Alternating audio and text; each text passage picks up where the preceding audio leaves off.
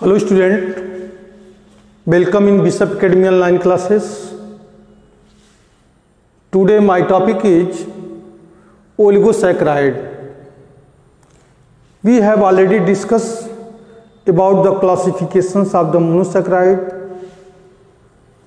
Monosaccharide में कितने type, कितना उसका जनरल फार्मूला, कौन सा जनरल फार्मूला होता है और कितने मोनोसैक्राइड आते हैं उसमें।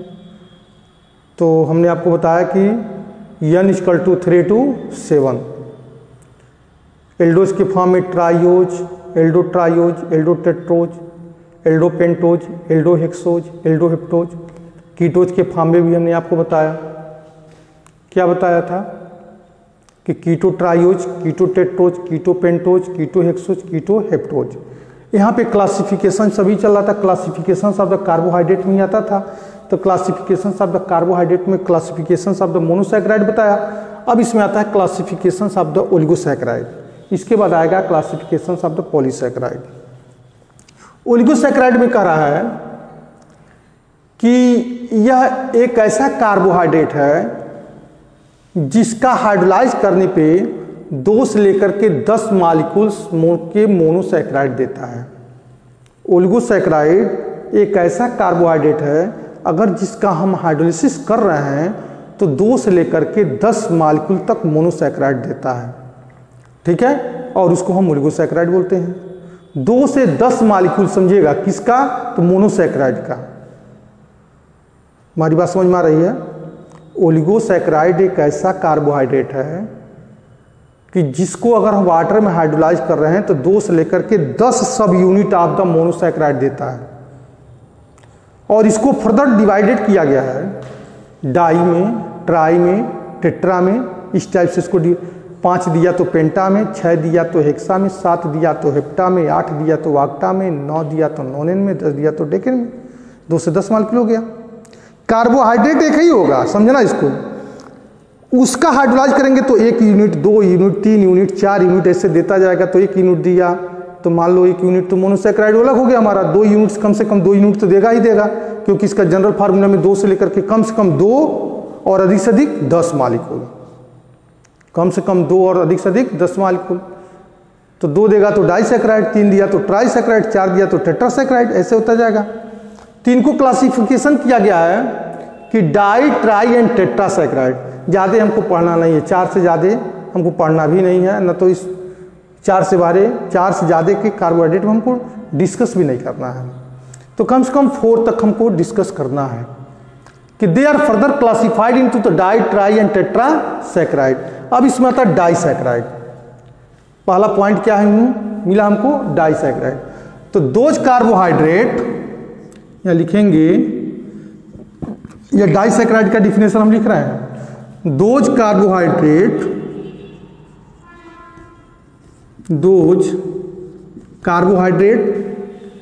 which upon hydrolyze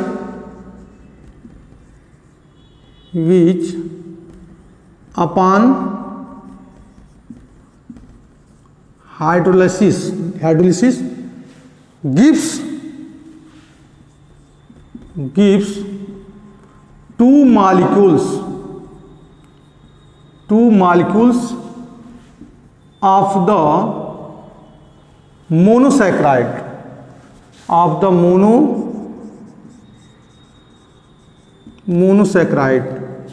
is called disaccharide,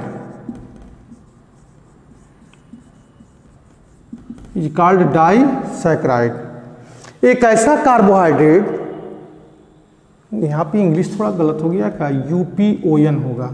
those carbohydrate which upon hydrolyse gives 2 molecules of the monosaccharide are called the disaccharide. इसका एग्जांपल भी तो चाहिए आपको, कि सिर्फ रटा रटाया है लिख दिया, जानकारी यही नहीं है, एग्जाम्पल पूछा जाए तो एग्जाम्पल में इसमें आ जाएगा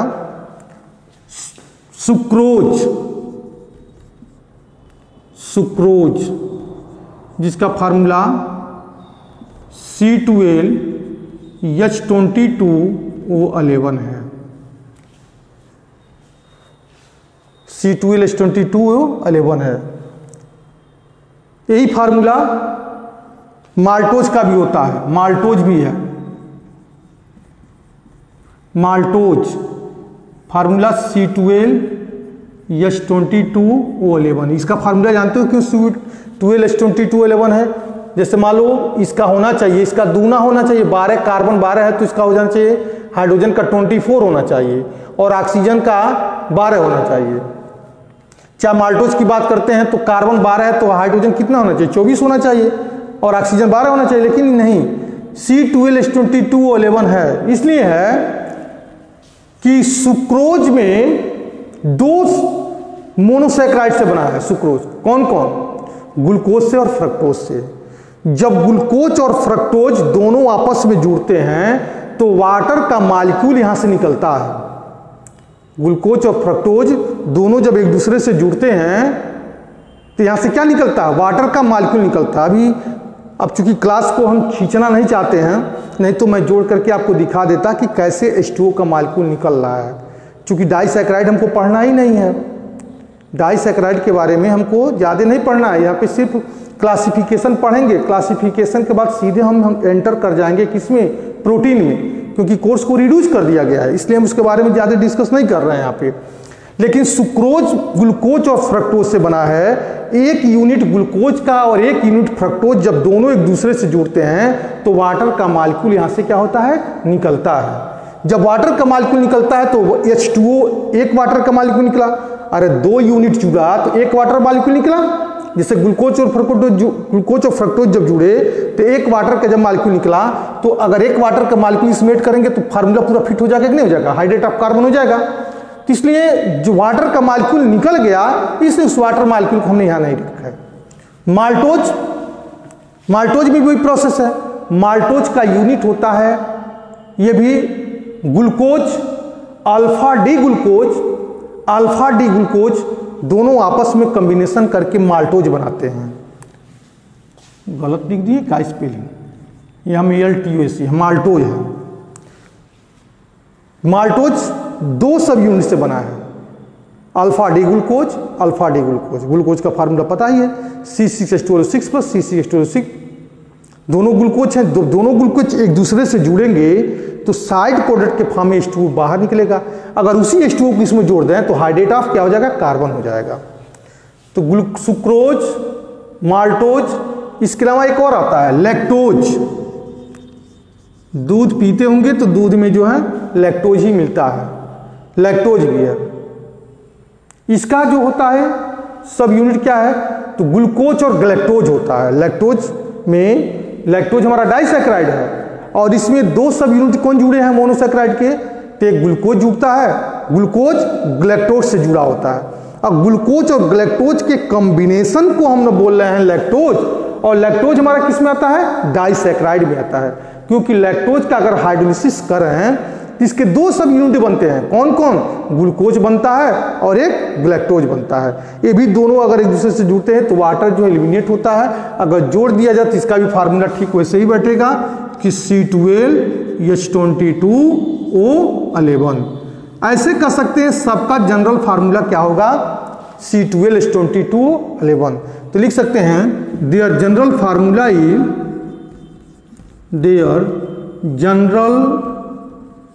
फार्मूला इज C12H22O11। यह हो गया हमारा डाइसैकेराइड।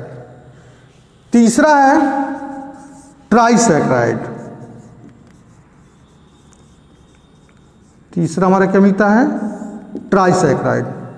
ट्राइसैकेराइड में 2 कार्बोहाइड्रेट, फिर वही डिफिनेशन यहां भी आएगा, 2 carbohydrate which upon hydrolysis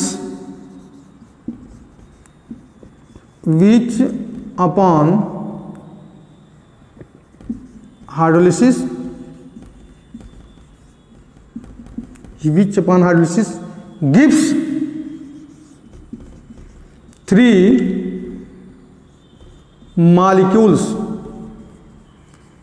molecules of monosaccharide। 3 molecules of monosaccharide are called trisaccharide, are called trisaccharide। इसका एग्जाम्पल क्या होगा? मतलब एक ऐसा कार्बोहाइड्रेट जिसका अगर हम हाइड्रोलिसिस कर रहे हैं तो 3 यूनिट मोनोसैकेराइड के मिले हैं, 3 यूनिट मोनोसैकेराइड के। कौन होगा इसका example? For example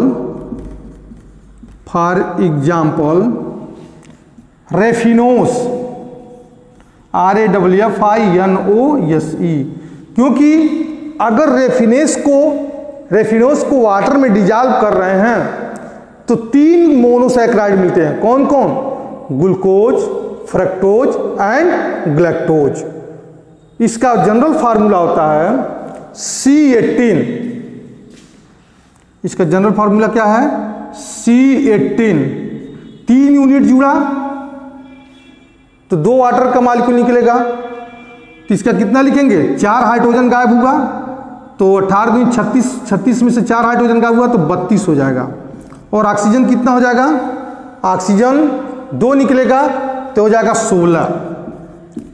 C18 S32 और 16 हो जाएगा। इसका जनरल फार्मूला हो जाएगा रेफिनोस का। अगला पॉइंट है ट्राइसैकेराइड पर टेट्रासैकेराइड।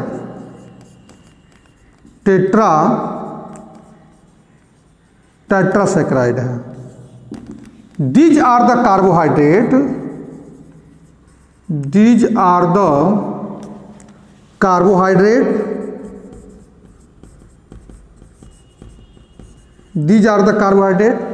which upon hydrolyze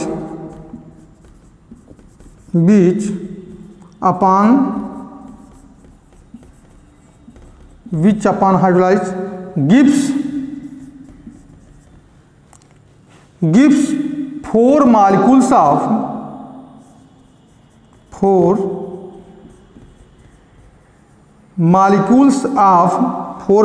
of किसका? Monosaccharide. 4 molecules of monosaccharide. 4 molecules of monosaccharide are called tetrasaccharide।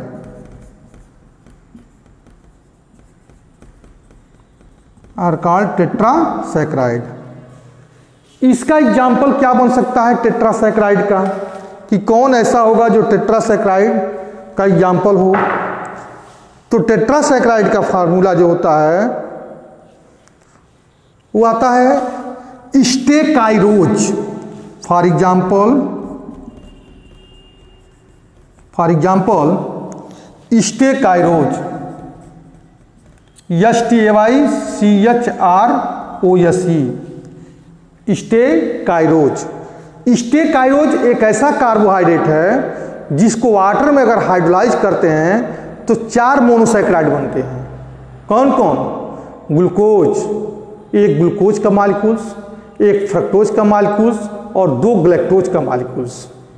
एक ग्लूकोज का मॉलिक्यूल्स, एक फ्रक्टोज का मॉलिक्यूल्स और 2 ग्लैक्टोज का मॉलिक्यूल्स, जिसका फार्मूला होता है 4 हुआ ना तो 6 चौका 24, तो C24।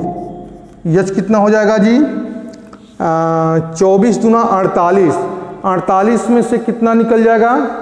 48 में से हो जाएगा 41 तो 4 हो जाएगा 42। हाइड्रोजन का हो जाएगा 42 और ऑक्सीजन कितना हो जाएगा? 4 यूनिट जुड़ा तो 4 निकल जाएगा, 24 में से 4 निकल जाएगा तो हो जाएगा हमारा 20 हो जाना चाहिए। 20 नहीं हो जाएगा, 3 हुआ ना, 3 है, 1 2 3 हाइड्रोजन, 1 3 ऑक्सीजन हो जाएगा, 3 निकलेगा तो 21 हो जाएगा। C24 H42 and O21। यह जो है स्टेकाइरोज का हमारा क्या है? एग्जाम्पल फार्मूला है कि these are the carbohydrate which upon hydrolyse give 4 molecules of monosaccharide are called the tetrasaccharide। For example stachyose 4 unit से बना है, ग्लूकोज से, फ्रक्टोज से और 2 ग्लैक्टोज से बना है। Is that clear? That solves. Next class में हम आपको पढ़ाएंगे रिड्यूसिंग शुगर, कौन sugar and non sugar, and reducing sugar and non reducing sugar. Okay, that solves.